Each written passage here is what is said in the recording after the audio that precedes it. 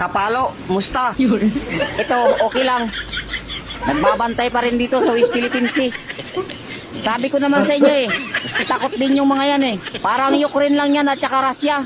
Kung sakali mang magpaputok sila, unahin nyo na yung mga traidor sa ating bansa. Staring at the bottom of your glass, hoping one Edukado ka nga, bastos ka naman. Real talk, hindi lahat ng nakapagtapos may pinag-aralan. Nakagraduate ka lang, may karapatan ka ng mambastos ng tao. Ang taas naman ang tingin mo sa sarili mo. Kung talagang nakapag-aral ka, ba't hindi ka marunong rumispeto ng kapwa mo? Ang taong mapagkumbaba, ina-applyan sa totoong buhay. Kaya kahit anong masteral degree ang natapos mo, kung wala kang malasakit at pakikisama, kulang pa rin. Daig mo pa ang hindi nakapag-aral. Ang pagiging matalino, kasama dyan ang marunong rumispeto sa tao. Sa susunod na iangat mo ang title mo, tingnan mo muna ang sarili mo. Siguraduhin mo na marunong kang makitungo at rumispeto sa kapwa mo. Dahil ang tunay na may pinag-aralan, hindi lang nasa papel, hindi lang sa isip, sa salita at sa gawa. Knowledge will give you power, but character will give you respect.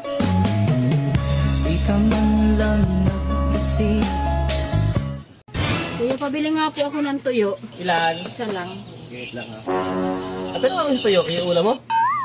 Ay hindi, ilalagay ko sa aquarium. Tatanong lang naman Malamang iuulam. Ito Lahat ng naman.